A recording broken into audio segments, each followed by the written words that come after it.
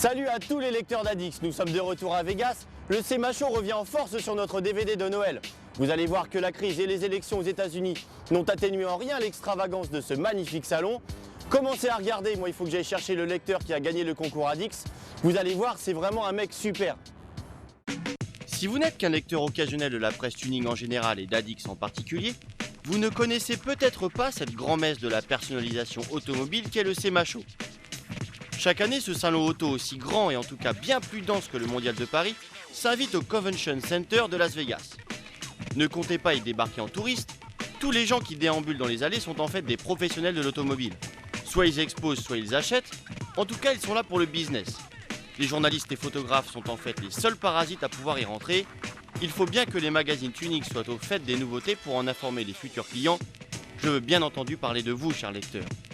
Des centaines de milliers de businessmen sont donc là pour trouver les gens tendance à exposer dans leurs magasins, les dernières matières pour habiller les habitacles, les nouvelles méthodes ou couleurs pour repeindre une carrosserie, ou les inédites technologies améliorant l'efficacité dynamique de nos caisses.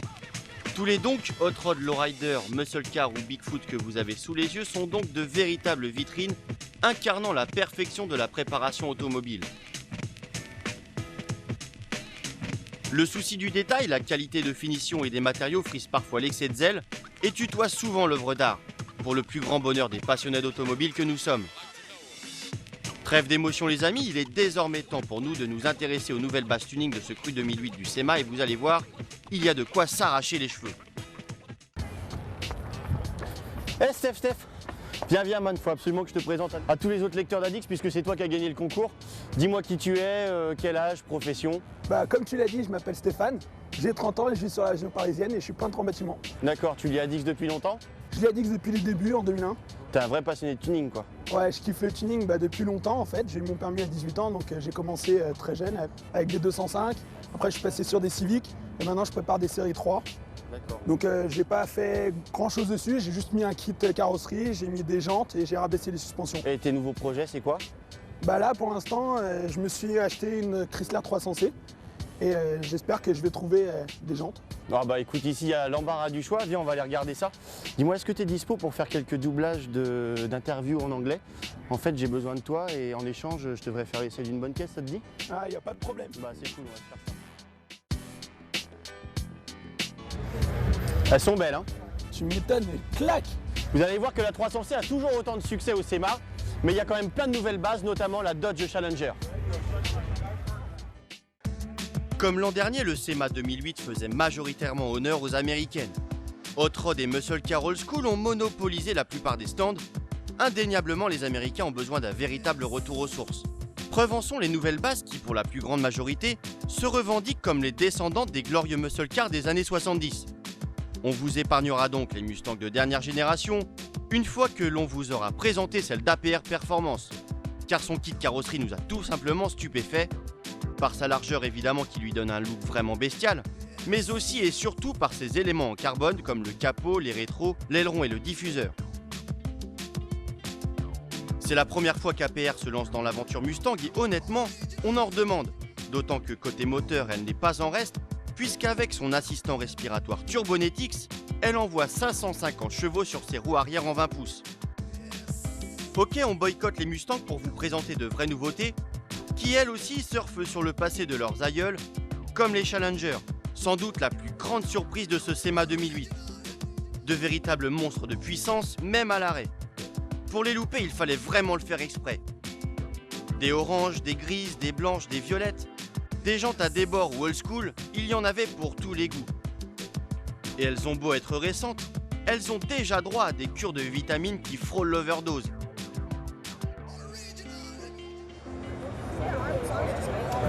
Regardez ça, la Challenger est à peine sortie et déjà elle a le droit à 2 turbos. Ici, là et là-bas. Et grâce à ça, elle passe de 366 à 700 chevaux.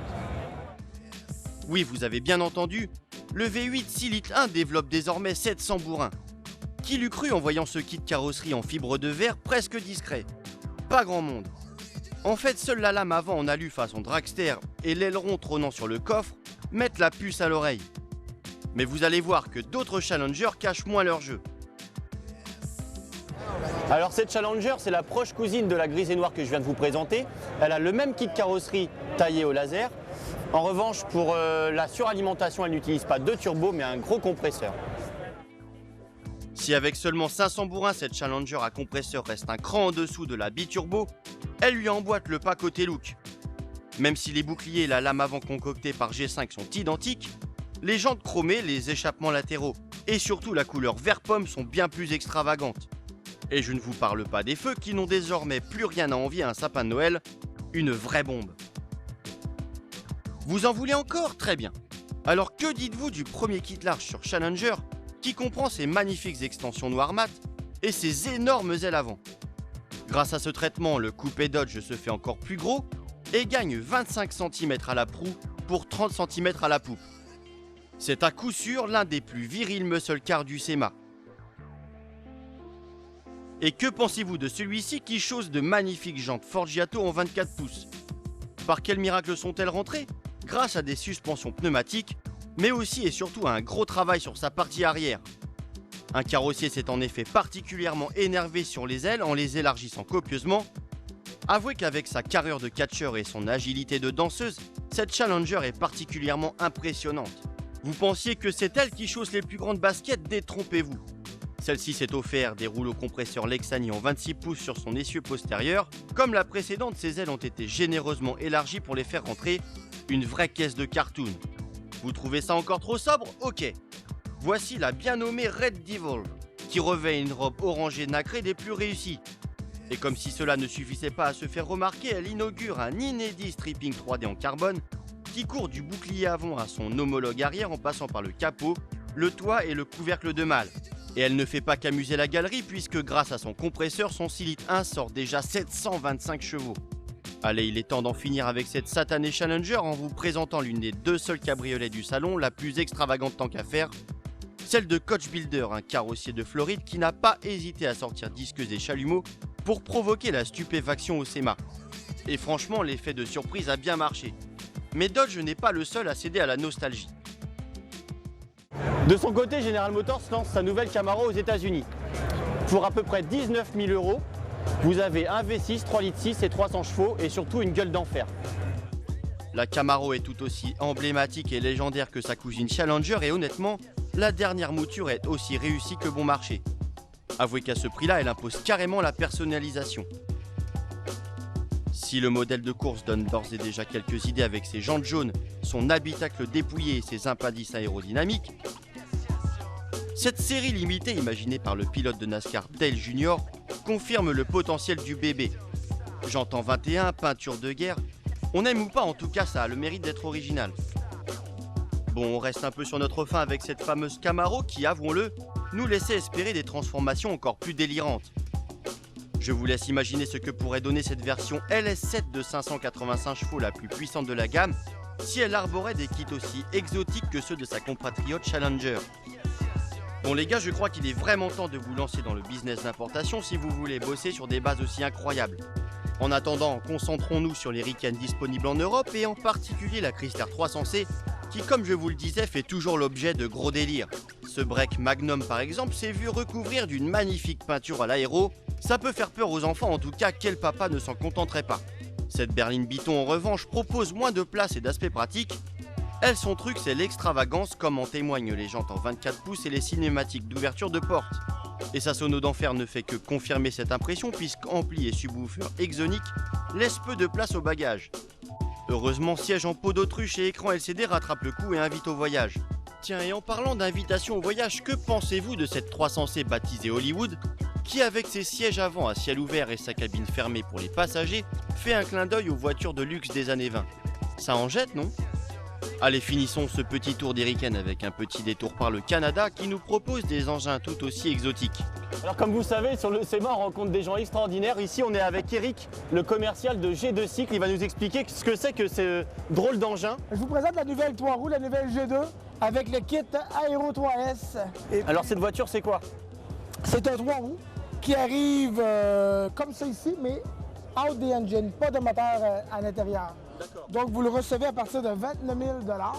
Donc en euros, ça fait comme 25 000 euros, un peu moins. 23 000 euros. Allez, 23 000 euros. Quelles sont donc les spécificités techniques de cette voiture au niveau du moteur? Premièrement, on retrouve des freins 4 pistons, des freins de Mark Wallwood à l'avant. Donc, il faut savoir que cette machine pèse 700 livres. Donc, elle a un freinage tout à fait époustouflant, génial.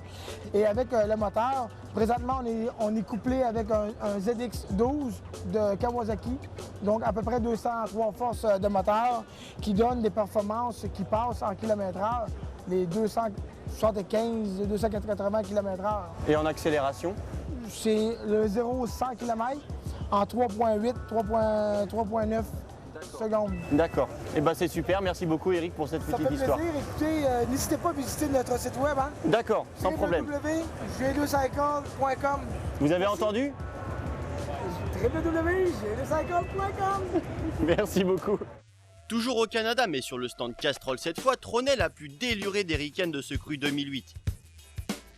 Là, on est sur le stand Castrol et comme vous le voyez, ils ont complètement abandonné le petit Roadster Solstice pour se concentrer sur la dernière Cadillac CTSV. Et comme vous le voyez, il est vraiment difficile de faire plus large. La CTSV, vous ne la connaissez peut-être pas bien et pour cause, elle a débarqué en Europe il y a peu.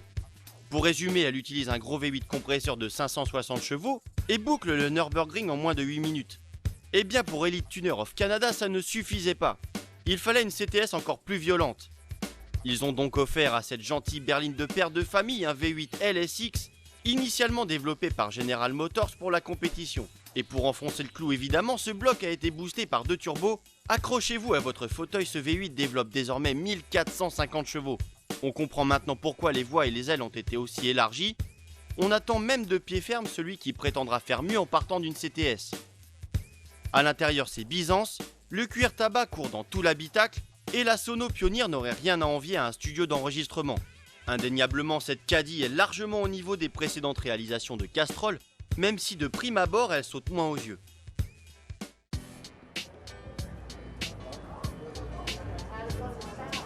Attends, ça me dit quelque chose cette caisse? Ah ouais, celle-ci, elle était il y a 2 ans au SEMA, sauf qu'elle était bleue. C'est ça. Et ouais, et ça tombe bien que tu me parles de ça, puisque maintenant, on va embrayer sur les japonaises. On attend les dernières Impreza, Lancer et GTR. On croyait que les japonaises allaient revenir en force avec ce cru 2008, eh bien non. Pour tout vous dire, il a fallu fouiller pour trouver des Impreza, Lancer et GTR du niveau des Riken. La dernière Impreza est déclinée dans sa très affriolante version STI depuis quelques mois déjà et pourtant, elle n'a pas suffi à inspirer grand monde. Oh bien sûr, traîner ça et là quelques versions un poil ébouriffantes, comme celle du stand Samco, montée sur des jantes en 18 et affublée d'une déco bien racing, ou celle du dernier opus de Fast and Furious, qui finalement se révélait belle de loin mais loin d'être belle. En fait, des Impreza STI vraiment excitantes, on n'en a trouvé que 2. La première n'est autre que la nouvelle caisse de Time Attack des célèbres pilotes Tarzan Yamada et Tanner Foust, préparée par Crawford Performance. Ses atouts, un kit carrosserie en carbone très aérodynamique, des vitres en plexiglas et un habitacle complètement vide bien sûr. Grâce à cette cure d'amaigrissement, son Flat 4 a 200 kg de moins à tirer, et ça tombe très bien puisque de son côté il a reçu entre autres un gros turbo, des injecteurs au débit conséquent, un nouvel échangeur désormais monté dans le bouclier et une boîte de vitesse séquentielle. Résultat, il libère 500 chevaux à l'approche de la zone rouge qui l'évite en un éclair. Oui, vous calculez bien, chaque cheval n'a plus que 2,4 kg à tirer. L'autre consolation nous est venue de Cosworth qui présentait une STI bien plus discrète mais pas ridicule pour autant. Oh bien sûr, sa cure d'amaigrissement ne fut pas aussi draconienne et ses appuis aérodynamiques pas aussi bien étudiés que ceux de la Crawford, mais vous connaissez les talents du sorcier britannique. Le Flat 4 ne se contente pas d'un gros turbo, les ingénieurs de Cosworth ont revu entièrement l'équipage mobile pour lui permettre de cuber 2,6 litres. Je vous passe les détails, ce bouilleur développe désormais la bagatelle de 600 chevaux. Du côté des Nissan GTR, même combat pour la sobriété que les Impreza STI. Rien de bien croustillant à se mettre sous la dent et donc malheureusement pas de kit large, pas de peinture flashy hormis celle d'origine et encore moins de cure de vitamines frisant le dopage. On a donc grignoté les quelques amuse-gueules présents comme la GTR du stand Axis, pas peu fier de l'utiliser comme présentoir pour ses nouvelles jantes de 20 pouces à enjoliver au look carbone. Et c'est vrai que ça s'accorde parfaitement bien avec l'aileron APR, le capot et les moustaches taillées dans ce précieux matériau. En fait, la GTR a surtout permis aux équipementiers de lancer des produits innovants, comme celle du stand Falcon. Elle aussi se dote de plusieurs éléments en carbone comme la lame ou la calandre, mais inaugure un inédit aileron scindé en deux, signé Aeromotion. Piloté par électronique, ce véritable assistant aérodynamique tient compte de tous les paramètres de roulage, comme l'angle du virage, le freinage ou l'accélération, pour générer de l'appui là où il faut quand il faut. Ainsi, la partie qui se trouve à l'intérieur de la courbe peut se lever et générer de l'appui sur la roue délestée. En fait, les GTR les plus sympas du SEMA sont signés Bulletproof Automotive. La première, trouvée sur le stand mobile, revêt une robe Midnight Purple à tomber par terre. Son but ? Faire mieux que la GTR V-Spec de Nissan prévue pour 2010. Pour y parvenir, elle utilise des suspensions pilotées Amuse, un toit et un aileron en carbone, des freins Endless aux 4 coins et des pneus Toyo. Simple, beau et efficace, c'est déjà bien, mais sa frangine du stand Toyo utilise carrément du carbone sec, le plus léger qui soit pour son capot, sa malle arrière et ses grandes moustaches. Sans aucun doute entre les deux, mon cœur balance, la GTR est tellement craquante avec ses silencieux titane et ses jantes BBS Le Mans. Mais en fait, comparé à ce qui se fait sur la nouvelle Infiniti G37 ou la Mitsubishi Lancer, la GTR fait pas le figure. Il n'y a qu'à jeter un œil au coupé de la marque premium de Nissan concocté par Cusco pour s'en rendre compte. Le kit large dessiné par High-End met à lui seul toutes les GTR du salon KO. Avec ce bouclier copieusement découpé favorable au refroidissement et à l'appui aérodynamique, ses ailes taillées à la serpe autorisant des voies bien plus larges et sa peinture de guerre, cette Infiniti mériterait la palme du look d'enfer. Et ce n'est pas que de l'esbrouf puisque le V6 3 litres 7 a reçu 2 turbos Nismo lui permettant d'atteindre 650 chevaux. Quant au châssis, vous vous en doutez, c'est Cusco qui s'en est occupé en lui greffant ses derniers combinés filetés, un pont autobloquant et un arceau. Mais ne croyez pas qu'à l'intérieur c'est spartiate pour autant, cette G37 a reçu une sono complète avec ampli, subwoofer et j'en passe. Autre nouvelle basse tant attendue, heureusement honorée comme il se doit, la Mitsubishi Lancer Evo 10 qui a eu droit à moult traitements de choc. Comme celle du stand Tyne qui outre des combinés filetés maison reçoit ce joli kit Sea West comprenant des boucliers bien agressifs, des ouïes d'aération et des moustaches en carbone, ou celle d'AMS qui elle ose une déconos bien plus fun, un capot et une malle en carbone, un nouveau turbo soufflant à 1,8 lui offrant 245 chevaux supplémentaires et de gros étriers à 6 et 8 pistons pour leur tenir la bride. Et là vous n'avez encore rien vu. Sur le stand d'APR Performance, on est carrément tombé en admiration devant la magnifique robe Candy Purple de celle-ci, agrémentée de quelques pièces en carbone comme les ouïes d'aération, la lame du bouclier, les rétros, la calandre, les générateurs de vortex et même le logo. Et quelle jante pouvait mieux lui aller que des Volcan 18, je vous le demande. Oui je sais, tout ça c'est une affaire de goût, mais après tout c'est notre DVD, on dit ce qu'on veut. Reste que techniquement cette Lancer est tout aussi intéressante que les autres puisqu'en trifouillant l'admission, l'échappement et le calculateur, APR a tiré plus de 400 chevaux du Mivec. Vous voulez plus de carbone ? Très bien. Alors direction le stand d'un maître en la matière, le légendaire c'est bon. Et quand on voit cette Lancer, on peut même dire c'est très très bon. Capot, aile et lame avant, portière, malle arrière ainsi qu'aileron, tous ces éléments de carrosserie sont en carbone. Grâce à eux, cette Lancer a perdu une cinquantaine de kilos, et c'est sans compter bien évidemment le poids perdu une fois l'habitacle vidé. Le prix de ce régime draconien, 7 000 $, soit 5 500 €. C'est un peu cher, mais qu'est-ce que c'est beau! Allez, on vous a gardé la meilleure Evo 10 pour la fin, celle dessinée par High-End. Le kit large, légitimement baptisé Sumo 10, est tout simplement incroyable, sculpté à souhait, terriblement agressif et original. C'est tout juste si l'on remarque la présence de jantes SSR en 19, de l'aileron Voltex et des rétros en carbone tellement la carrosserie attire la rétine. Bref, cette Evo tutoie la perfection, on n'attend plus qu'une prépa moteur par Jun ou Tomei comme elle le mérite. Autre nouvelle base intéressante, la Mazda 6. Celle-ci était l'une des rares du salon et s'habillait d'une robe caméléon à tomber par terre et de jantes Momo noires au look racing du plus bel effet. Nous devions impérativement vous la présenter, d'autant que la marque Nippon fait partie des plus actives sur la scène tuning chez nous. La version MPS n'est pas à l'ordre du jour chez Mazda, mais honnêtement si elle devait exister, il faudrait qu'elle soit comme ça.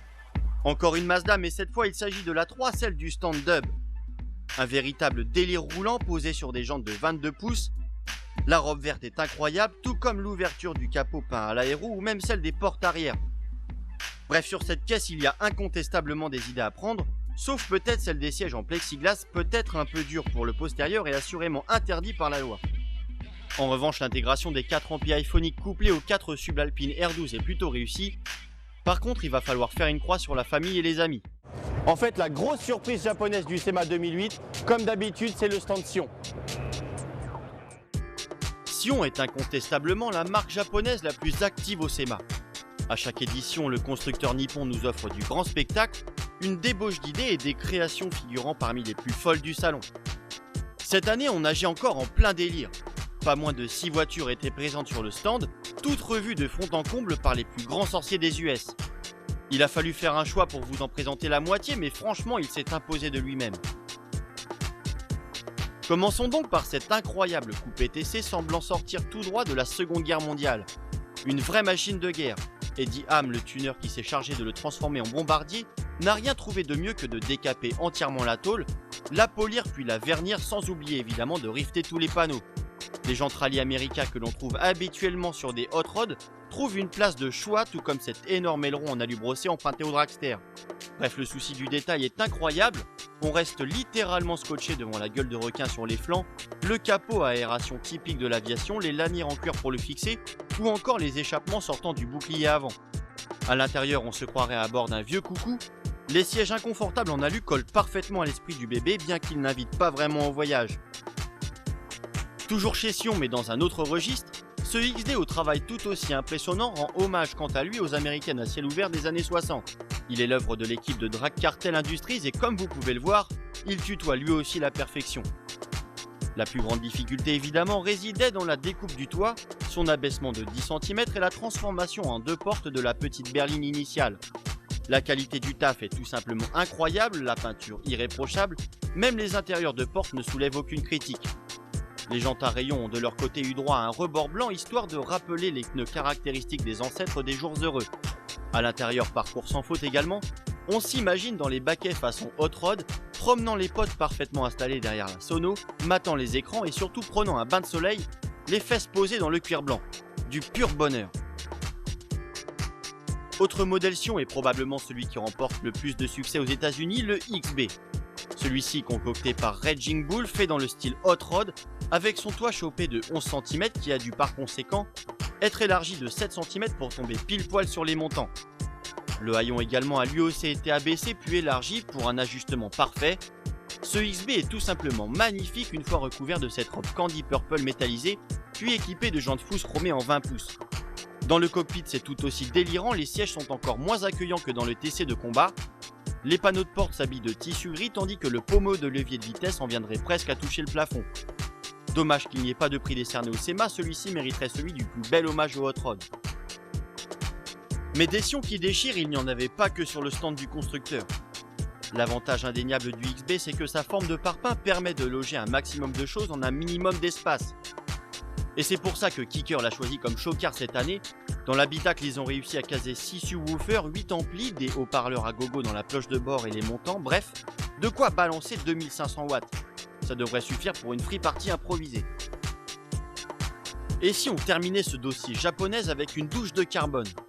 Car contre toute attente, elle a permis à la bonne vieille 350Z de faire à nouveau parler d'elle. D'abord sur le stand Tanabe où la dite Nippon recevait la noble fibre, dans une finition mate pour faire espérer la plus légère de toutes utilisée en F1. Ce n'est pas le cas mais bien évidemment c'est moins cher et un peu plus lourd. C'est pas grave, le carbone court du capot à l'aileron en passant par les ailes avant, les portières et le haillon et c'est le principal. Mais en fait on aurait aimé ne plus voir de panneaux de carrosserie recouverts de peinture. Pour cela il fallait aller dehors où l'on trouvait une 350Z véritablement full carbone. En fait seul le toit reste en acier. Au final cette Z a perdu 360 kg une fois tout le superflu béné. Et comme si cela ne suffisait pas à gagner en axle, son VQ35 a gagné 2 turbos Mitsubishi qui lui permettent d'atteindre 463 chevaux. A l'intérieur, on se réjouit de trouver des baquets braille en carbone Kevlar. Décidément, cette Nissan est une vraie voiture de course, comme nous le confirme son prix, 95 000 €. Avant de partir pour l'Europe, on fait un petit détour par la Corée, c'est pas très loin et surtout ça vaut le coup d'œil. En effet, Hyundai semble bien décidé à nous vendre des belles caisses, comme son coupé Genesis promis à un bel avenir. Et sur le stand du constructeur, on pouvait déjà admirer des versions préparées, comme celle-ci recouverte d'une tenue de camouflage noir mat des plus réussies et équipée de jantes Volcan 19. Ou ce modèle rouge vif dont le bouilleur recevait une prépa HKS complète comprenant, comme vous l'imaginez, un gros turbo maison. Pour le châssis, c'est HKS qui s'est également chargé de bonifier la coréenne avec entre autres des combinés filetés Hypermax. Côté look, jamais une Hyundai n'avait été si désirable avec une gueule terriblement agressive et un kit en fibre de carbone qui ne l'est pas moins. On attend ça dans la rue avec impatience.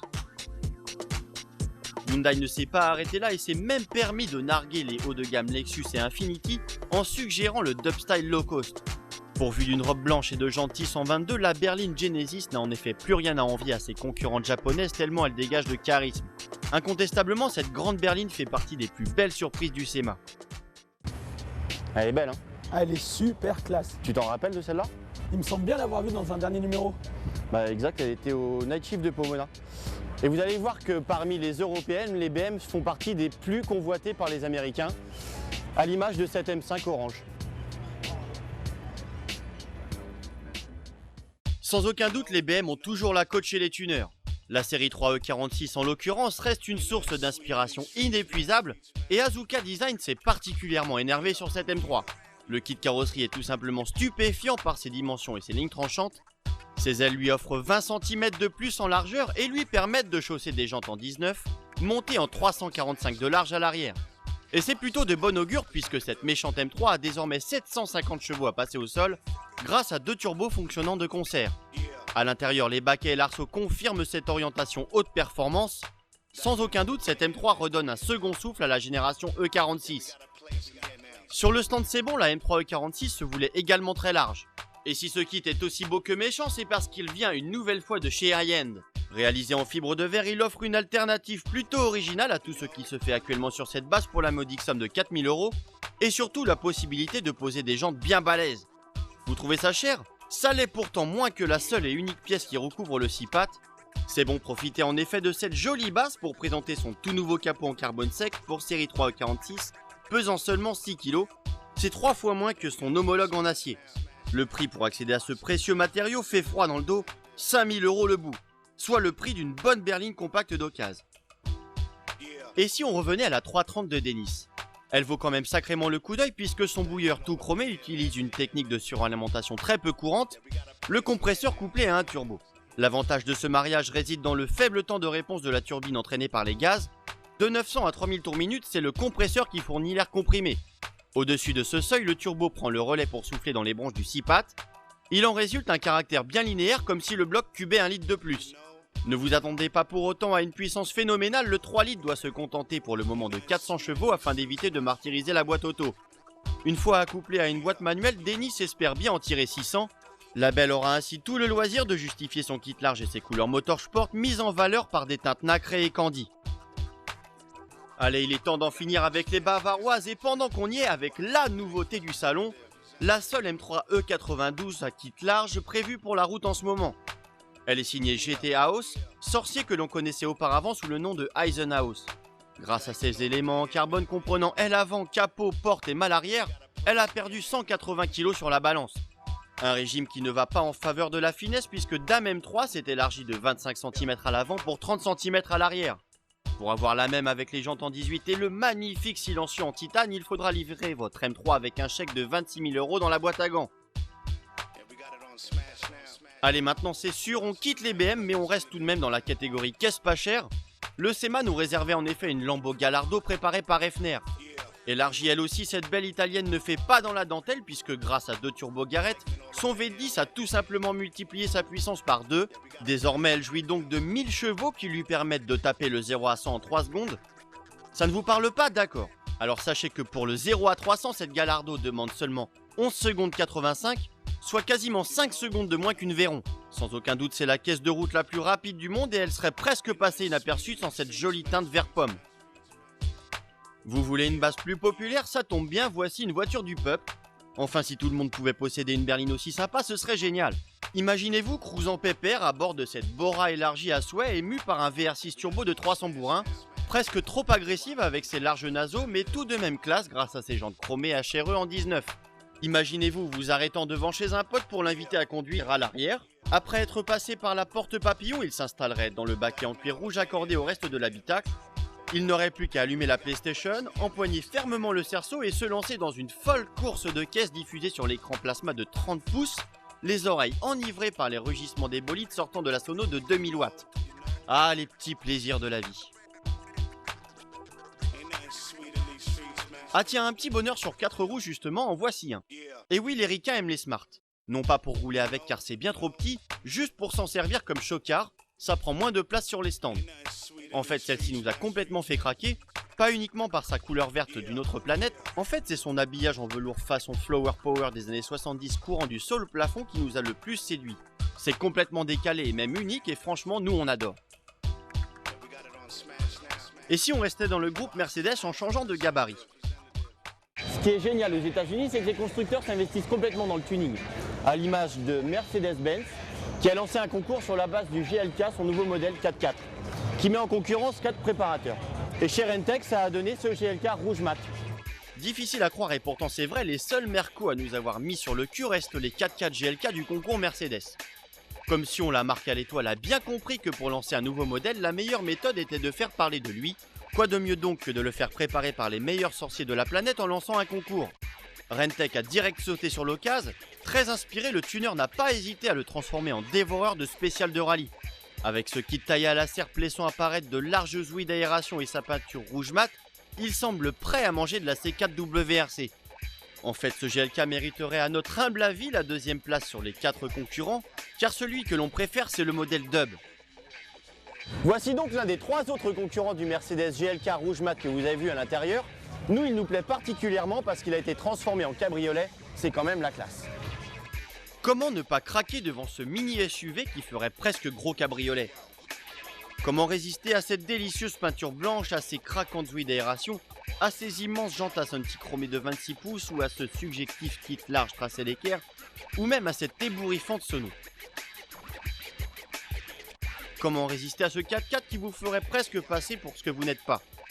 Alors comme vous le voyez, il n'y a pas de poignée. Comment on peut faire pour ouvrir les portes sans passer la main à l'intérieur? Eh bien il faut être un peu magicien.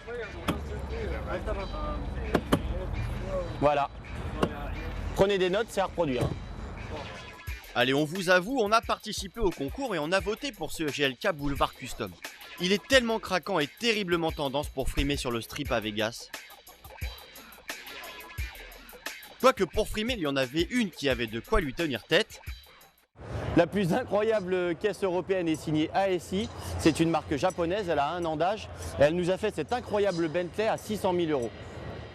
À 600 000 € au total, cette Bentley Continental GT baptisée Tetsu GTR fait partie des caisses les plus chères du salon. Et quand on voit le traitement de choc qui lui a été réservé, le tarif est largement justifié. La société ASI qui s'est chargée de l'encanailler lui a greffé un kit complet élargissant les ailes avant et arrière, les portières et bien entendu les bas de caisse. À l'avant, difficile de reconnaître la bête, le capot en carbone sec descend désormais jusqu'en bas du nouveau bouclier et est orné de feuilles d'érable japonais. De profil, le rendu est tout aussi spectaculaire. Les jantes maison en 22 pouces ont été développées spécialement pour cette Bentley et donnent l'embarras du choix. On ne sait même pas quelle couleur de rebord nous a le plus séduit. À l'arrière également, la malle et l'aileron furent découpés dans la précieuse fibre de carbone utilisée en F1, la plus chère donc. Le bouclier laisse apparaître de jolies ouïes d'aération et un inédit silencieux rectangulaire, ce qui n'est pas pour nous déplaire. Sans aucun doute, cette Bentley a bel et bien perdu en classe ce qu'elle a gagné en sportivité. Le W12 a en l'occurrence reçu des turbos plus gros et atteint désormais 800 chevaux. La jeune société ASI a ainsi créé avec cette Tetsu GTR limitée à 29 exemplaires son meilleur passeport pour la célébrité. Nul doute qu'on entendra encore parler d'elle l'an prochain.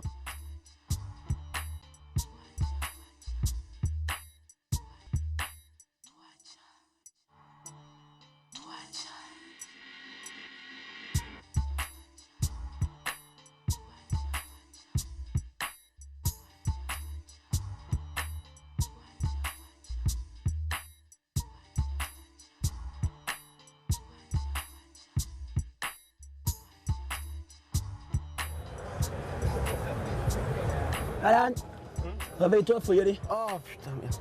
Je m'étais endormi. Regarde, on est super bien installé là-dedans. Clairement. Bon, faut qu'on rentre alors. Ouais. Oh, puis vous aussi, vous êtes là? Bon, bah j'espère que ce sujet SEMA vous a plu. Fouillez dans le menu, il y a encore plein de choses à voir. Allez, viens Steph, il y a encore 9000 bornes à faire. Ouais, c'est pas rien. Ça va, ça t'a plu? C'était chambé. Bon, bah c'est cool.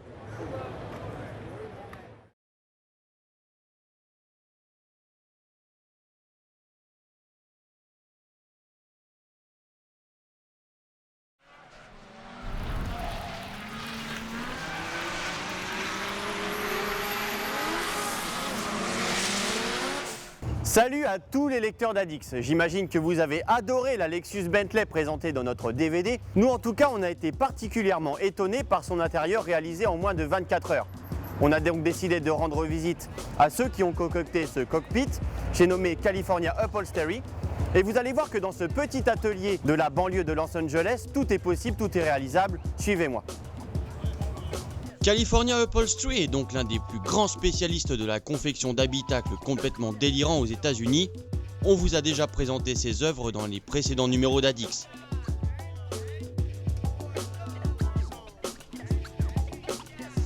Rappelez-vous le Chevrolet Blazer à face avant de Cadillac Escalade.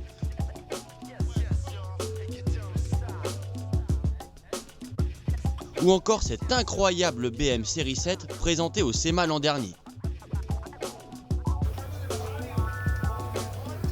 Voilà donc ce que fait John le Big Boss depuis 25 ans.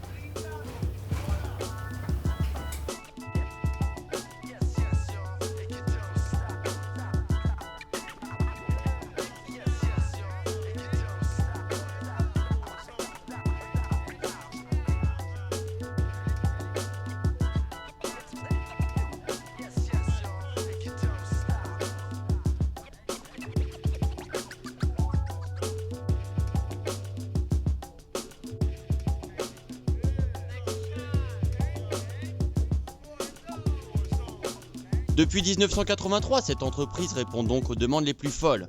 Les plus extraordinaires projets tuning des US sont passés dans ses ateliers.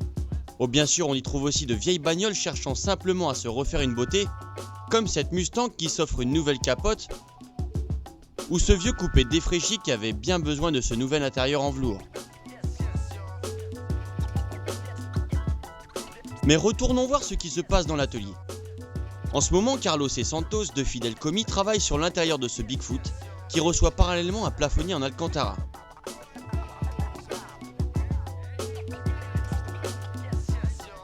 Pour le proprio de ce monstre, hors de question de se contenter d'une peau de vache. Celle d'un éléphant, c'est quand même plus classe et surtout bien plus original. Nous sommes donc avec John, l'un des membres de cette entreprise familiale. On va lui demander quelles sont ses matières premières. John, quel genre de peau utilisez-vous ? On utilise toutes les peaux qu'on peut trouver. Autruche, alligator, crocodile, serpent, python, certaines espèces de raies, buffles, rhinocéros, éléphants, tout ce qu'on peut utiliser quoi. Combien d'animaux sont nécessaires pour confectionner un intérieur ? Évidemment, ça dépend de quel animal tu veux. Pour un intérieur complet, tu comptes 4 crocodiles. Ça dépend de si tu veux du basique ou de l'exotique. Certains veulent même de la peau au sol. Je peux avoir besoin de 20 autruches, 10 crocodiles. En fait, il n'y a pas vraiment de limite. Quelle est la chose la plus dingue qu'on vous ait demandé ? Une fois, un mec m'a carrément demandé de la peau de chameau. On croyait que c'était une blague, mais non, il disait la vérité. Pour l'instant, on n'en a pas trouvé, donc c'est pas encore fait. En tout cas, une chose est sûre, la peau de raie est la plus demandée en ce moment. Ici, elle habille les sièges et la banquette arrière d'une Chrysler 300 CSR T8.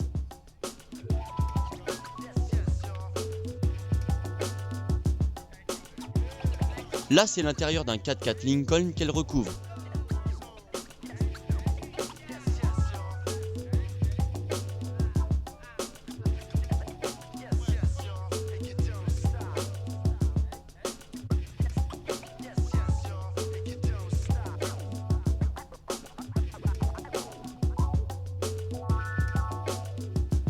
La peau la plus dure à travailler, celle de l'éléphant, considérablement plus épaisse et solide que les autres. La plus difficile à attraper, celle du crocodile évidemment, c'est que c'est sauvage ces petites bêtes-là. Reste que la peau de crocodile présente un problème majeur, c'est qu'une fois sortie de l'eau, elle perd sa couleur en moins de 6 mois.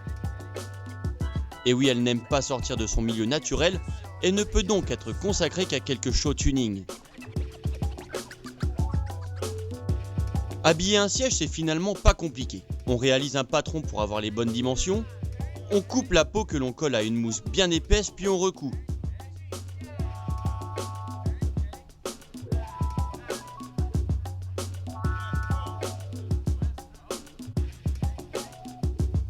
Il ne reste plus qu'à enfiler le tout sur le siège d'origine comme une vulgaire chaussette. Grâce à ses 4 employés, John est capable de réaliser un intérieur en 24 heures. Le prix, il dépend de la matière première, qui peut aller de 100 $ pour du velours à 2000 pour de la peau de raie ou d'éléphant. Je parle bien sûr du prix d'un intérieur complet, sans compter la main d'œuvre évidemment. Alors, il n'y a plus qu'à économiser.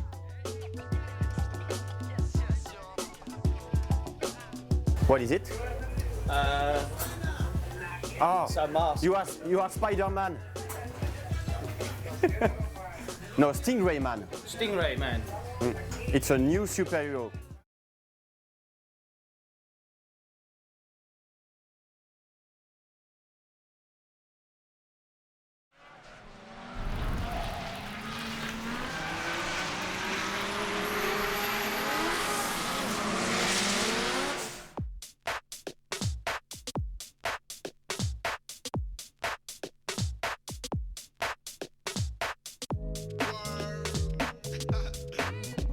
Salut à tous chers lecteurs.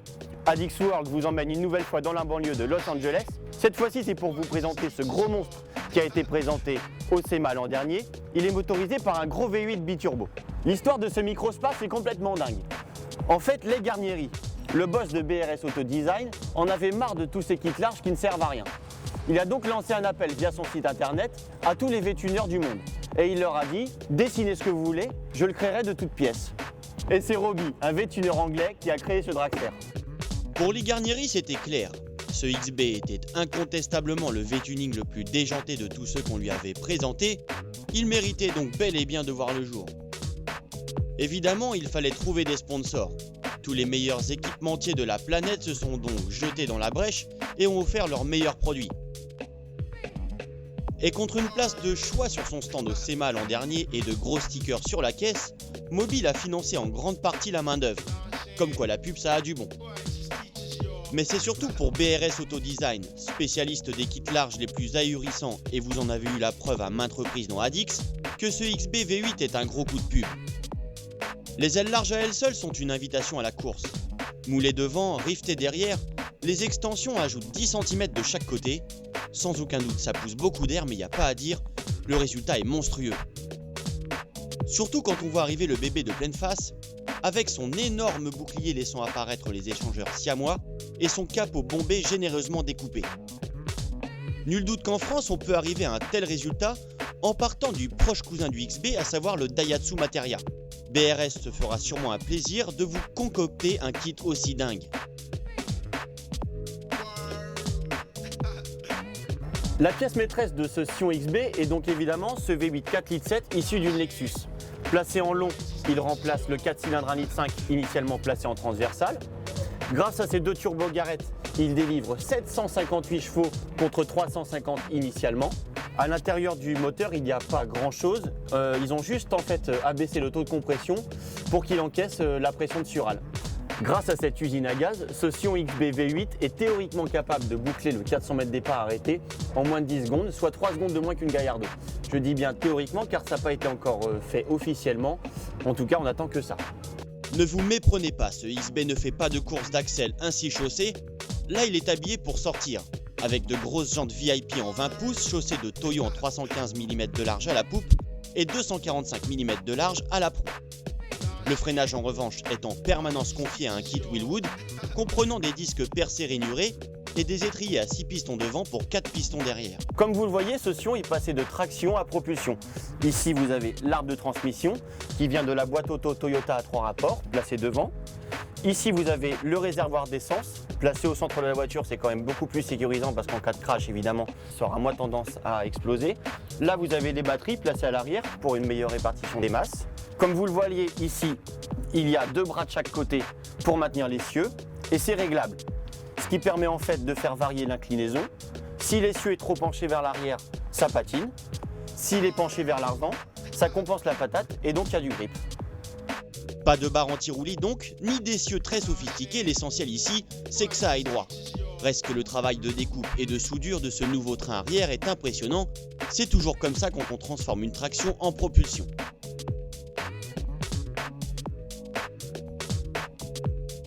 Alors comme dans toute caisse de course qui se respecte, ce Sion XB est équipé d'un volant amovible signé Energy, hop, de toute une batterie de manos qui donne évidemment température d'huile, pression d'huile, ratio air-essence, voltage, pression de turbo, niveau d'essence. Vous avez les baquets status pour être bien maintenu. Et puis comme vous le voyez, il n'y a plus d'autoradio, ça sert à rien. L'essentiel, c'est de mettre le pied dedans. Grâce à cette instrumentation complète signée Autometer, le pilote peut ainsi s'assurer du bon déroulement des opérations. Et en cas de panne, toutes les données enregistrées permettent de donner un diagnostic en quelques secondes. Allez, il est temps de rendre les clés de ce jouet pour grands enfants. On aurait vraiment aimé le faire tourner plus longtemps pour vous laisser apprécier son bruit, mais les consignes de BRS étaient strictes. Pour préserver la bête, nous n'avions droit qu'à un tour de pâté de maison à basse vitesse. Mais croyez-moi, ce fut bref, mais intense. Salut à tous, chers lecteurs. Addix World.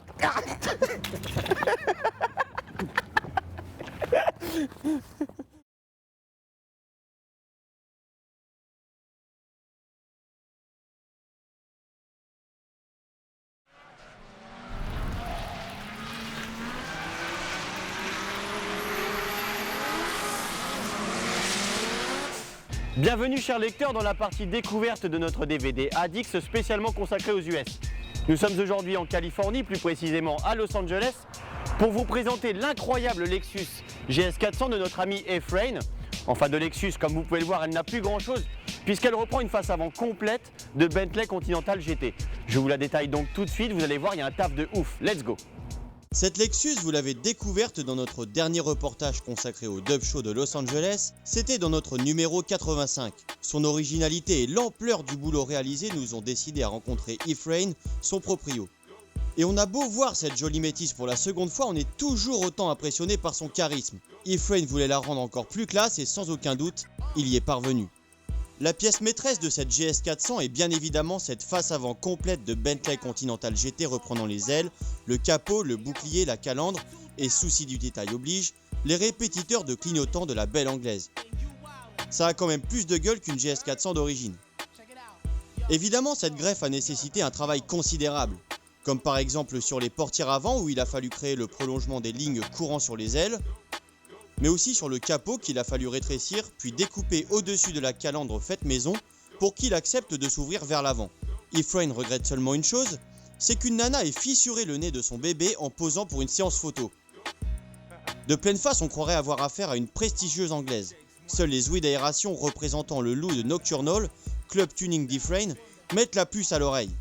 De toute façon, il est hors de question pour notre ami de nous tromper et encore moins de se faire arrêter pour contrefaçon. Il annonce la couleur directe avec un inédit logo sur le capot qui marie habilement le L de Lexus au logo ailé de Bentley. Comme la plaque le stipule, cette Lexus est donc devenue Bentlex. Et Efrain ne s'est pas arrêté à la face avant. Il ne souhaitait pas seulement une caisse classe, ça ne suffit pas pour se faire remarquer dans Los Angeles. Non, lui ce qu'il aime c'est le dub style et l'originalité. Pour repeindre sa caisse, il a donc naturellement cédé à un blanc immaculé, mais aussi et surtout à des rappels verts bien flashy un peu partout. Ces jantes Tiss en 24 pouces revêtent donc cette inédite combinaison, comme vous allez le voir, bien d'autres détails dans l'habitacle. Et pour faire rentrer ces énormes rouleaux compresseurs chaussés de Pirelli P0 en 275 de large, il a dû déborder d'ingéniosité. Il a ainsi usiné lui-même de nouveaux bras pour installer des suspensions pneumatiques, lui autorisant une garde-sol réglable. C'est quand même plus pratique pour braquer. Après ce gros casse-tête, il ne restait plus qu'à lisser les flancs pour affiner la silhouette et ainsi gagner en fluidité. A l'arrière, le taf est tout aussi dantesque puisqu'Efrain a inséré les feux du haut de gamme Lexus, à savoir sa Majesté LS, et un mastoc écran LCD de 20 pouces dans l'ancien couvercle de malle. Je dis ancien car, comme vous l'aurez remarqué, Efrain a revu la découpe du coffre pour faire disparaître la dernière ride et ainsi obtenir un lissage parfait. Ah, souci du détail quand tu nous tiens. Vous croyez avoir fait le tour de la caisse? Et le toit alors? Eh bien il accueille les panneaux en verre à ouverture électrique d'une Mini de 2007. Faut pas croire qu'Efrain bâcle le boulot les gars.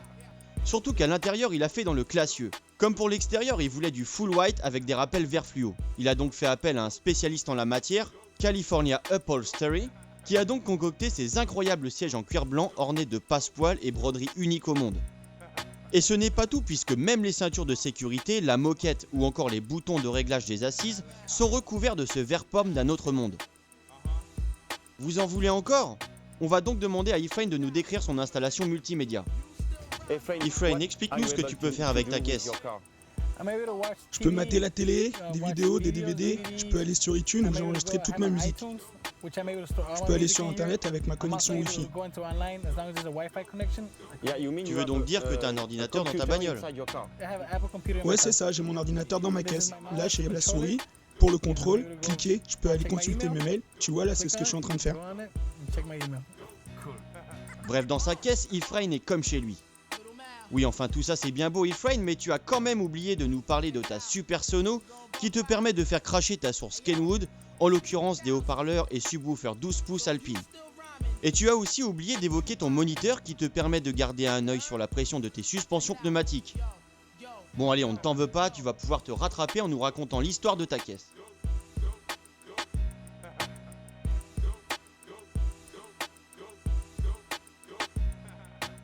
Nous sommes donc avec Efrain en balade dans sa Lexus. Il va nous expliquer tout le délire qu'il y a autour de cette voiture et les galères qu'il a eues. Efrain, explain me. Efrain, explique à nos lecteurs qui tu es, quel âge tu as, dans quoi tu bosses. Je suis né à LA, je bosse dans la maintenance, je roule avec cette Lexus GS 400 de 1998. J'ai voulu en faire une caisse que personne n'a jamais vue. Pourquoi as-tu décidé de greffer un avant de Bentley sur ta Lexus? Parce que tout simplement, j'avais pas les moyens de m'acheter une Bentley. J'ai donc essayé de trouver une solution qui s'en rapproche le plus.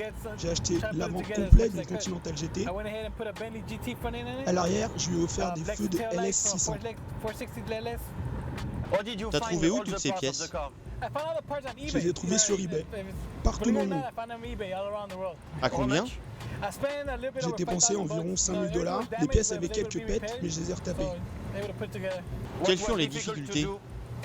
Rétrécir la face avant en découpant une bande en plein milieu, puis recoller les deux côtés. Oui, parce qu'évidemment, une Bentley est plus large qu'une Lexus. Bentley est plus large de 10 cm. Mais qui t'a appris à faire tout ça? J'ai appris tout seul en transformant plusieurs caisses. En fait, c'est comme un puzzle. Le but, c'est d'assembler toutes les pièces. Pourquoi as-tu choisi ces couleurs? Parce que le blanc est symbole de pureté et d'élégance. C'est classe, simple. Et pourquoi vert? En fait, il fallait une couleur pour trancher avec le blanc. Qui t'a conseillé? Ma femme et mes gosses ont choisi ce vert. C'est ta caisse de tous les jours? Non, c'est juste celle du week-end. Donc tu en as d'autres? Ouais, 2 autres caisses. Qu'est-ce que les gens pensent de celle-ci? Ils sont épatés. Ils pensent que tu es riche, que c'est une vraie Bentley? Les gens pensent que j'ai dépensé beaucoup d'argent. C'est vrai, mais pas trop. Que te reste-t-il à faire pour la finir? Il faut que je peaufine les trains roulants et le coffre. Ça devrait être terminé l'année prochaine. Bref, Efrain est un autodidacte de génie et eBay une véritable banque d'organes low cost. Et oui, sortez votre calculette pour faire la conversion, le nez de la Continental GT ne lui a coûté que 4 000 € alors que Bentley le vend 16 000. Et le boulot qu'il a fait lui-même avec ses petites mains potelées lui en a fait économiser 6 000. Mis bout à bout, ces chiffres nous donnent un budget total, caisse comprise de 23 000 €. Ça vaut le coup de se prendre la tête, non? Allez, bonne route Efrain, bon courage pour le taf qu'il te reste à faire et surtout profite bien de tes balades dominicales en Bentlex.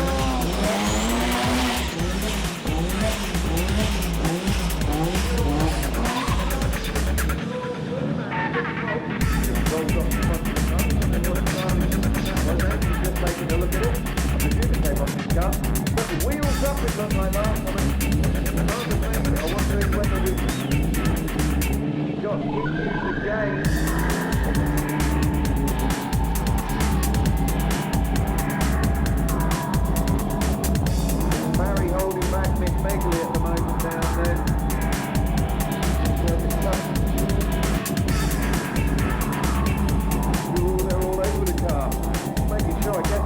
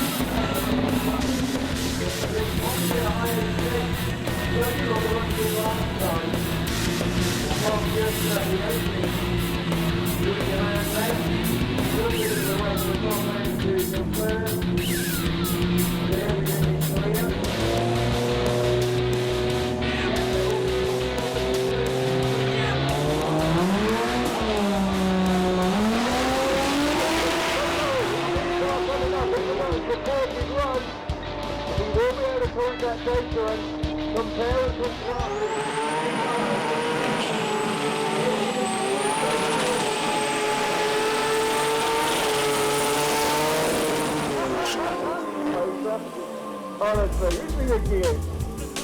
What about it, mate? Street Eliminator? Good to see some of our Jap drivers adopting the burnout styles of our mainstream drag racing classes. And 8.5, and believe me, Andy will be the first to tell you that that's a backed up 8.5 is the best of this continuous run. Looking to improve upon that with this first run, and then go for the killer tune for later. That engine apparently is expendable today. You don't give a monkey what happens to it. So they're going to ramp up the boost and go into the crazy match. So Monday waiting very patiently down here at the NC Supra.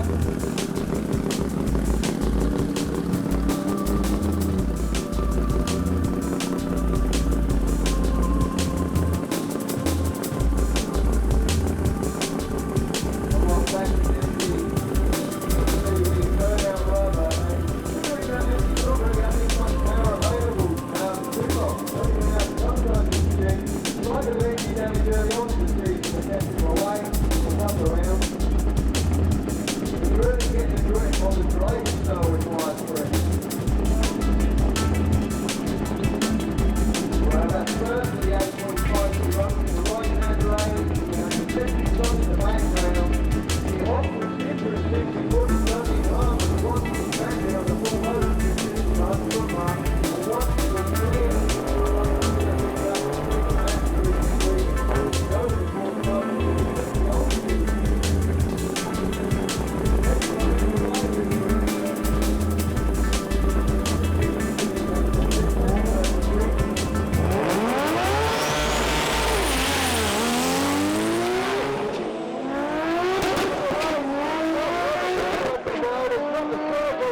this is only going to be a 9 surely.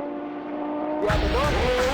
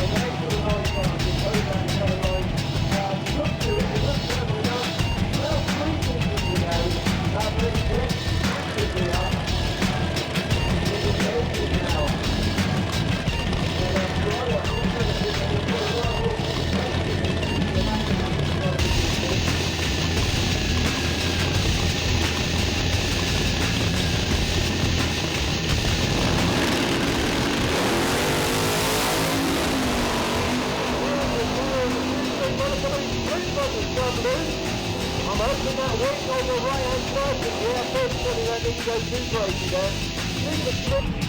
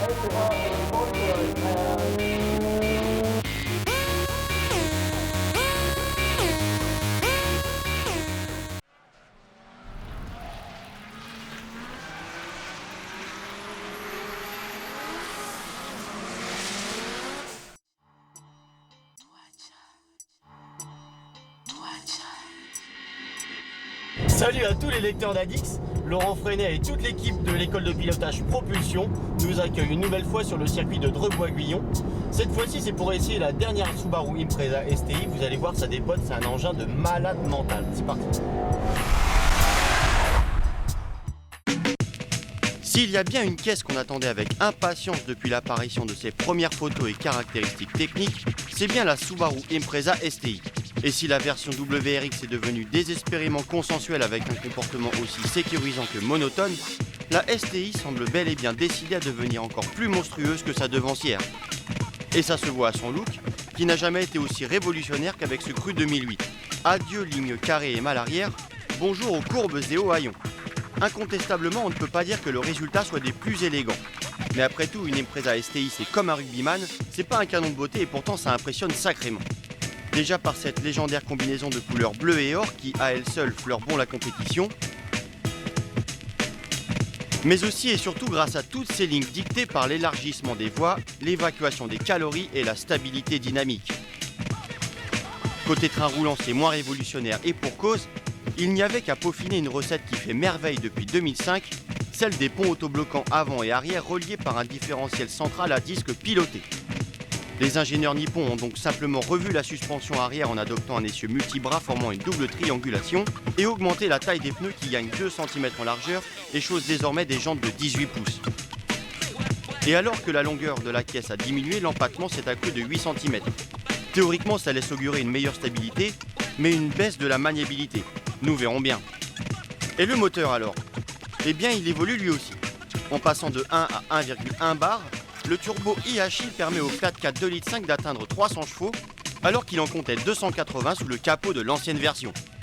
A l'intérieur, les progrès en termes de présentation et de qualité de fabrication sont indéniables, même si on est loin du niveau d'une Audi S3. Mais on a des baquets et carreaux en cuir et alcantara, c'est déjà bien. On aimerait juste des témoins de pression de turbo et d'huile et un thermomètre d'huile. Ça peut toujours s'arranger grâce aux équipementiers qu'on connaît bien. À l'usage, les accélérations de la STI sont impressionnantes. À bas régime et malgré l'accroissement du couple, le flat est encore un peu creux, mais à partir de 4000 tours minute, c'est l'avalanche. Chaque pression sur l'accélérateur est synonyme de violente poussée dans le dos. Sur les 4 premiers rapports, cette Impreza est très difficile à suivre et pour cause, elle ne demande que 25 secondes et demie au 1000 mètres départ arrêté. Sur les 2 derniers rapports, elle est tout de même un peu pénalisée par son aéro de parpaing. Mais c'est amplement suffisant pour enrhumer tout ce qui roule dans les passages sinueux. Pilotée par Laurent Freinet sur le circuit de Dreux-Bois-Guillon, cette Subaru nous a signé un temps inférieur à une Corvette LS3. Vous allez comprendre pourquoi.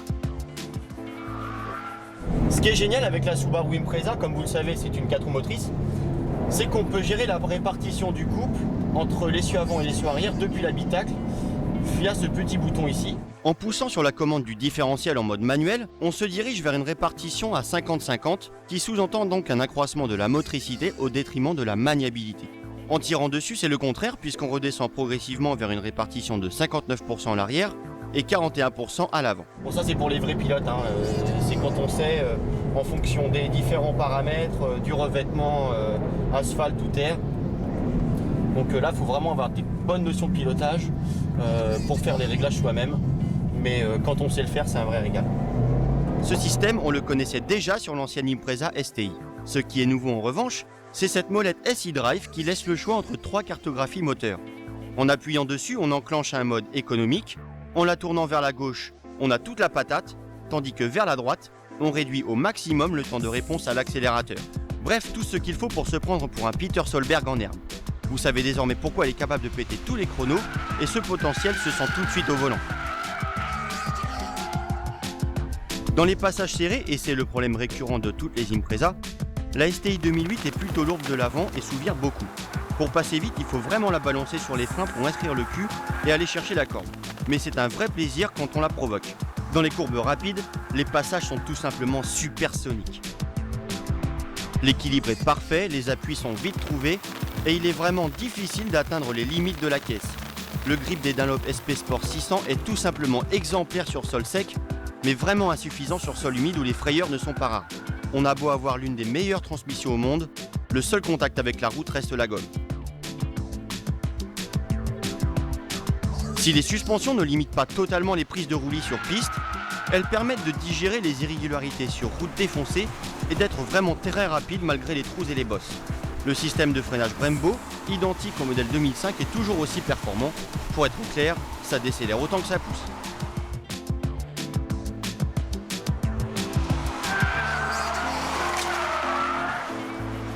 À 45 500 € en prix de base, la STI nous prouve que les performances de haute volée ne sont plus synonymes de prix contenu chez Subaru et la consommation supérieure à 24 litres au 100 en conduite sportive n'allège pas la note.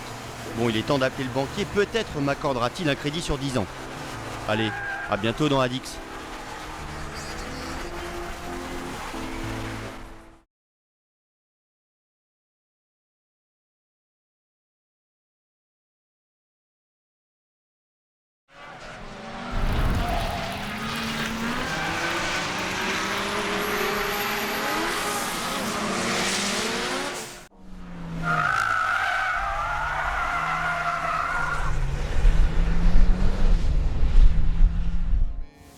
Salut à tous les lecteurs d'Adix, on est de retour sur notre circuit test. Je vais bien entendu parler celui de Dreux-Bois-Guyon où nous accueille l'école Propulsion. On ne pouvait résolument pas essayer la Subaru Impreza STI sans lui opposer sa rivale directe. Je vais bien entendu parler de la Mitsubishi Lancer Evolution 10. Je vous la détaille donc tout de suite et on fait un tour avec, c'est parti.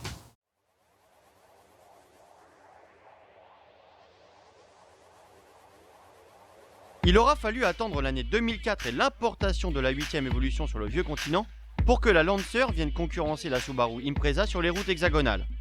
Avant cette arrivée fracassante, seuls les amateurs de WRC connaissaient le potentiel de cette extraordinaire auto, puisqu'entre 1996 et 1999, elle fut 4 fois championne du monde des rallyes aux mains de Tommy Mäkinen. Pourtant, la Lancer Evo existe depuis 1993 au Japon et fait le bonheur d'amateurs d'intégrales à fort caractère. Au rythme d'une évolution quasiment tous les ans, la Lancer en arrive déjà à sa 10e génération et comme vous pouvez le voir, les changements sont nombreux. Le plus important de prime abord vient du look général, qui n'a malheureusement plus grand chose à voir avec l'incroyable concept présenté en 2005. Ami tuner, il n'appartiendra qu'à vous de faire naître un lien de parenté. Mais la Lancer Evo 10 fait dans l'agressivité et ça nous plaît. Les feux avant, les ouïes du capot et la grosse bouche servant à refroidir radiateur et intercouleur ont un avantage indéniable, celui de pousser les autres automobilistes à se rabattre sur la file de droite. Si la Subaru Impreza cède au format bicorps, la Lancer Evo conserve heureusement sa malle arrière, toujours prétexte à la pose d'un gros aileron. Comme sa devancière, elle exhibe un monstrueux diffuseur, mais ajoute une deuxième sortie d'échappement sous son pare-choc. Finalement, c'est de profil que le lien de parenté avec la 9 est le plus flagrant, avec ses ailes larges qui trahissent la largeur des voies et la généreuse dimension pneumatique. D'ailleurs, la Mitsu chose des pneus identiques à la Sub STI, des Dunlop SP Sport 600 en 245-45-18. A l'intérieur, l'Evo 10 fait toujours confiance à Recaro et on s'en réjouit. Le maintien parfait de ses baquets est réellement indispensable dans une auto qui se plaît à défier constamment les lois de la physique. La qualité des plastiques et de leur assemblage en revanche ne progresse guère. C'est dur et pas très bien fini mais qu'importe, autant privilégier la légèreté. Enfin tout est relatif, cette Mitsu annonce quand même 1600 kg sur la balance, la faute à l'équipement pléthorique de cette version MR qui compte notamment une sono complète Rockford Fosgate de 650 watts. Mais venons-en aux watts émanant du bouilleur cette fois. A la différence de Subaru qui a cédé à l'augmentation de cylindrée, Mitsu préfère garder des codes semblables à celles des caisses du WRC. Le tout nouveau bloc en alu reste donc un 2 litres. Alors que le calage variable Mivec n'agissait que sur l'arbre à cam d'admission dans l'Evo 9, il apparaît sur son homologue dévoué à l'échappement sur la 10. Quant au turbo, il grossit par rapport à son aïeul et souffle désormais à 1,6 bar en overboost. Tout ce petit monde permet donc aux 2 litres de revendiquer 295 chevaux à 6500 tours et 365 Nm de couple à 3500 tours. Et quand on ouvre en grand, ça cause. Faute de cylindrée, le bloc est un peu creux à bas régime, mais passé 4000 tours, il envoie la sauce dans un vacarme du tonnerre. La Lancer pousse grave et à aucun moment on a l'impression de manquer de patates. C'est une vraie balle. En fait, la seule déception vient de la boîte de vitesse. Et oui, dites au revoir à la bonne vieille grille en H. La Lancer Evo cède à une boîte à double embrayage semblable à la DSG de Volkswagen. Rassurez-vous, une boîte classique sera disponible très bientôt. Au démarrage, cette boîte baptisée TCSCC sélectionne un mode automatique au glissement très exagéré. Heureusement, on peut sélectionner un mode sport. Là, les passages de rapport deviennent francs et rapides, mais ils le sont encore plus avec le mode manuel, qui autorise 2 choix possibles, un mode sport, plutôt convenable, et un mode super sport, sélectionnable uniquement à l'arrêt, vraiment viril. Sans aucun doute, cette boîte fait partie des plus rapides et des mieux gérées au monde. Les palettes permettent de se concentrer sur les trajectoires et la manipulation du volant, d'autant qu'elles sont solidaires de la colonne de direction, ce qui évite aux mains de courir après en virage. Et pourtant, les quelques hésitations au rétrogradage nous font souhaiter une sortie imminente de la version à boîte manuelle. Car côté train roulant, la Lancer est toujours la meilleure intégrale du globe. Comme la 9, elle utilise 2 différentiels actifs qui travaillent conjointement. Celui placé entre les 2 essieux se verrouille au freinage pour stabiliser l'auto. En entrée de virage, il se déverrouille pour aider au placement alors qu'en sortie, il se verrouille à nouveau, assurant une motricité sans faille. De son côté, le différentiel arrière, piloté lui aussi, transmet le maximum de patates à la roue extérieure pour provoquer du survirage et aider la caisse à tourner. Résultat, la Mitsu est un vrai régal sur piste. Alors que la SUV est désespérément sous-vireuse, la Lancer cherche constamment la corde. Le train avant est d'une précision et d'une vivacité hallucinantes et la suspension ferme à souhait. Bref, la Lancer est d'une redoutable efficacité quand la route est lisse. Sur du bosselet en revanche, elle sautille un peu, l'Impreza STI s'y révélera incontestablement plus à l'aise. Reste que cette Lancer tutoie la perfection question comportement et facilité d'utilisation, on se prend même à abuser du survirage contrôlé et des acrobaties. C'est pas vraiment efficace mais terriblement amusant, surtout quand on se loupe.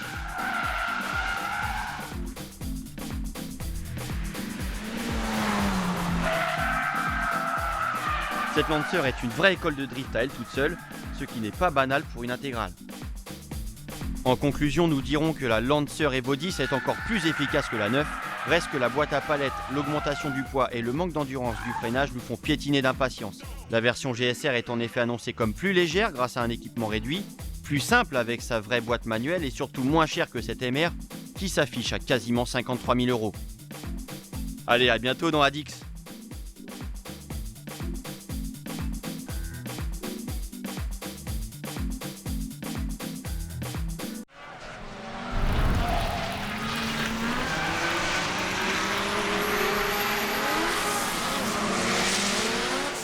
Salut à tous les lecteurs d'Addix. On est ici sur le circuit de propulsion.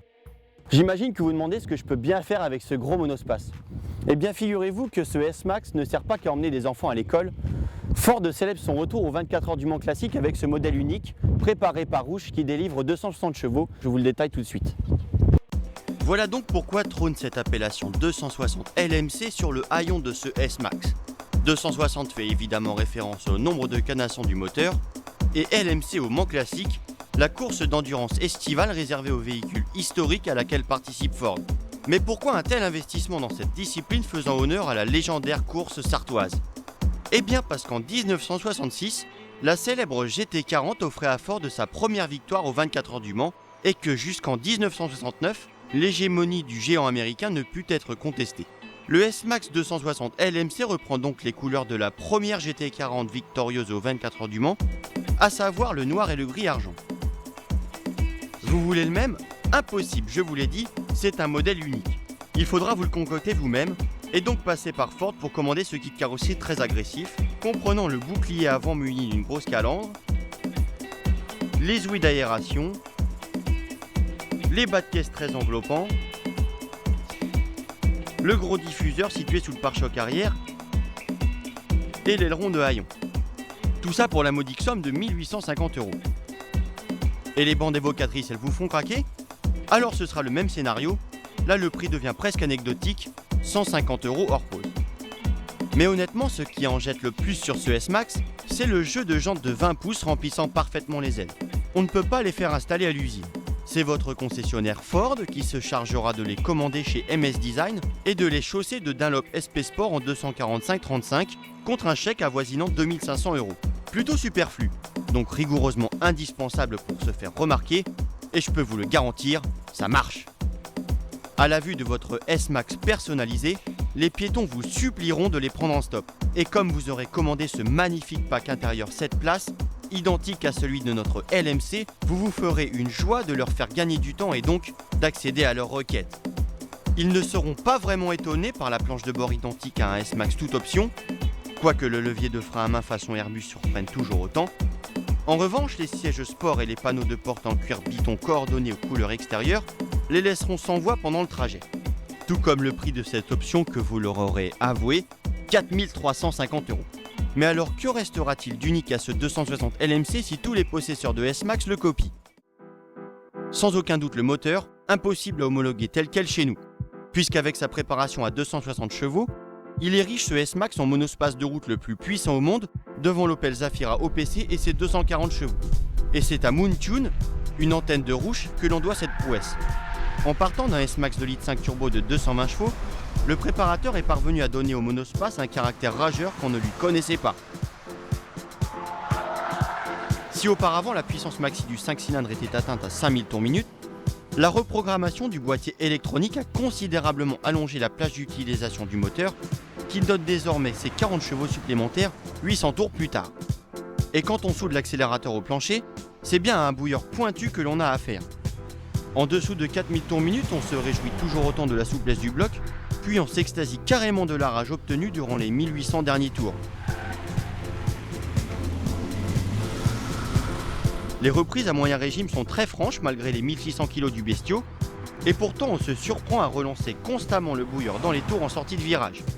Qui aurait cru qu'un jour, prendre son pied au volant d'un monospace deviendrait possible? D'autant que côté comportement, ce S-Max est loin d'être paresseux. Grâce au profil ultra plat de ses pneus et au débattement réduit de ses suspensions, la direction est plutôt vive et précise. Le S-Max 260 LMC vire presque à plat et s'inscrit sans rechigner, même si évidemment on est loin du comportement d'une Focus. En tout cas, on n'a jamais passé les courbes aussi vite dans un monospace. On pourrait même le trouver efficace si en sortie de virage, la puissance ne partait pas en fumée via la roue intérieure à chaque réaccélération. Et ce n'est pas le freinage qui nous ferait dire le contraire puisqu'il parvient à ralentir le mastodonte à maintes reprises sans broncher. Il est désormais temps de mettre ce S-Max à l'épreuve. On va donc faire 2 chronos sur le circuit de Dreux-Bois-Guillon, un à vide et un à 7 dedans. Donc toute l'équipe d'Adix se pèse pour faire les différences de rapport poids-puissance. Et puis on va voir ce que ça donne. C'est Laurent Freinet qui va se coller au chrono. C'est parti, on essaye la bagnole.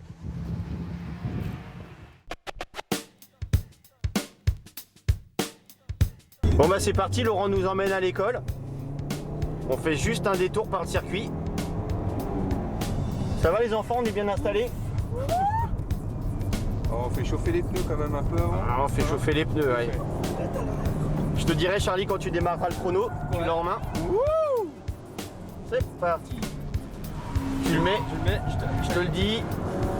Stop chrono! Allez c'est parti. C'est parti. Comment ça tu veux descendre? Tu vas à l'école comme tout le monde. Elle escale un peu sur le Hein? T'as la roue extérieure qui patine.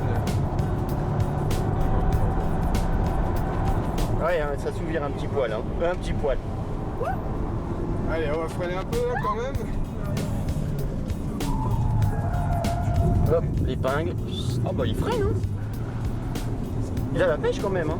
À 7 dedans. Hein. Il y a des sacs à vomi sous les sièges, hein.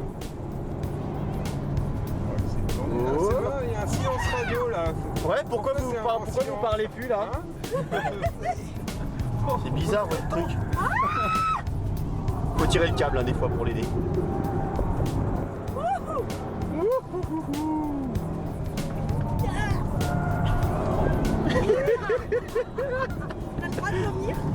Ah bah oui c'est même recommandé, je te dis t'as un sac sous le siège. Il a appuyé sur le chrono là? Ouais. Bon, on va peut-être laisser refroidir un peu là, non? Oh, je pense, oui, ce serait pas trop mal. Alors, le verdict du chrono, Charlie? 1:10.40. C'est pas mal. Ça va. C'est pas mal. 1 minute, 10 secondes, 40 centièmes. C'est plutôt honorable pour une caisse qui avait quand même plus de 2 tonnes à tirer avec toute cette marmaille. Et vous allez voir qu'après avoir déposé les gosses, il est capable de gagner une bonne poignée de secondes. Allez, on commence avec le chrono à vide. Laurent est aux commandes, c'est parti, on y va. Go!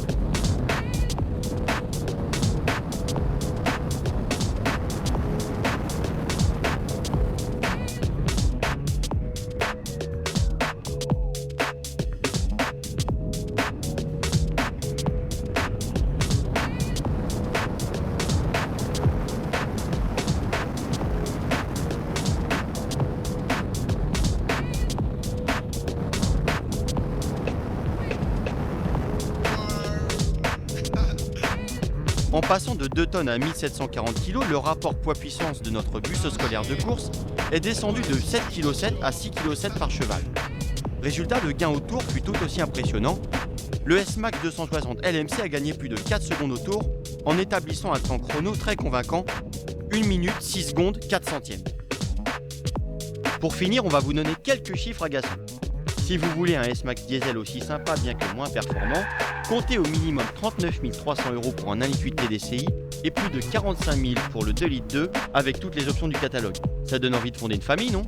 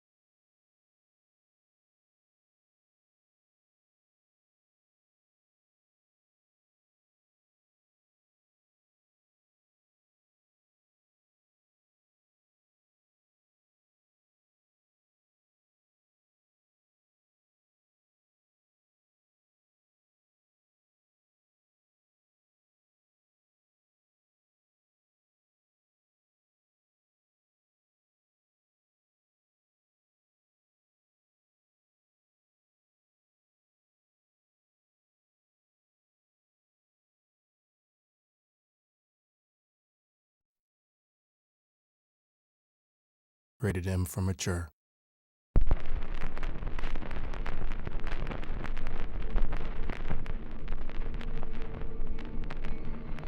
I have a rendezvous with death.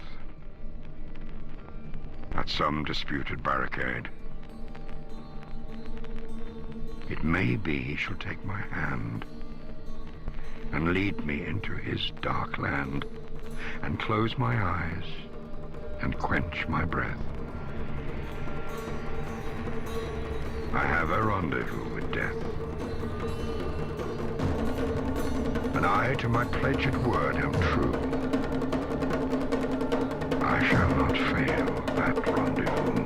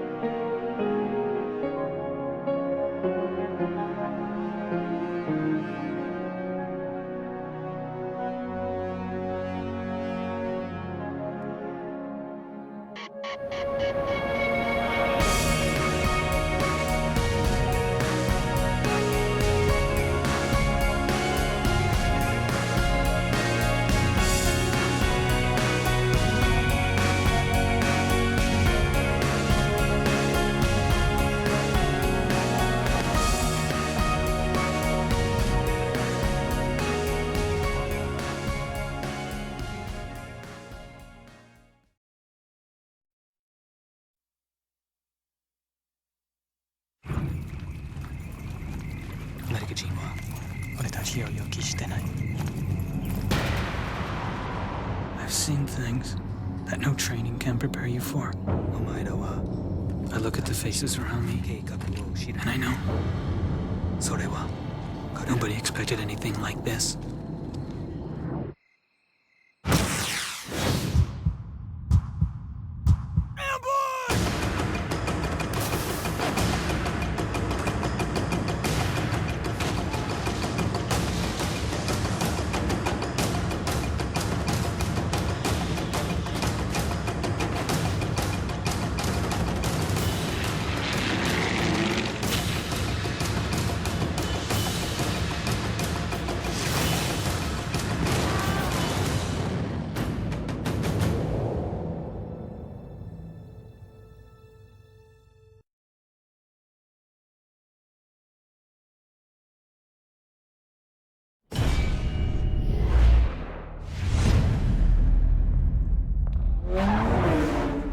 You're not a cop. You're not anybody.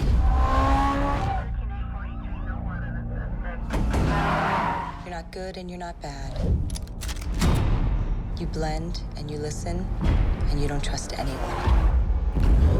Once you go under, you're on your own. Any questions? Keep your eyes open. These guys play for keeps. You want to run with us?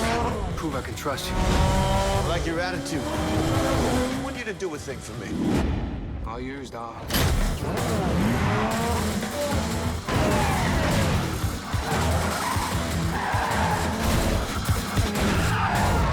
This is all gonna come crashing down.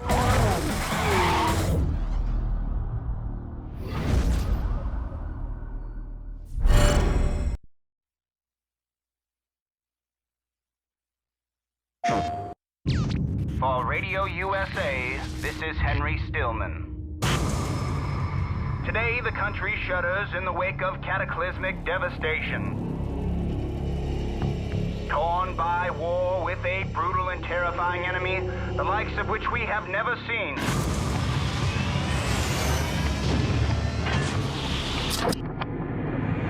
And this morning, I awoke to the sound of thundering crashes that I thought could only be an earthquake. But as I looked outside, I saw their battleships looming over the city, each one wider than Forbes Field, and each leaving nothing but burning, disfigured wreckage in its wake. Former friends and neighbors now lie in storm drains, limbs twisted in ways I can't begin to describe. This struggle for the very survival of mankind, this struggle that has now reached across the shores of our homeland, this struggle, ladies and gentlemen, may now be forever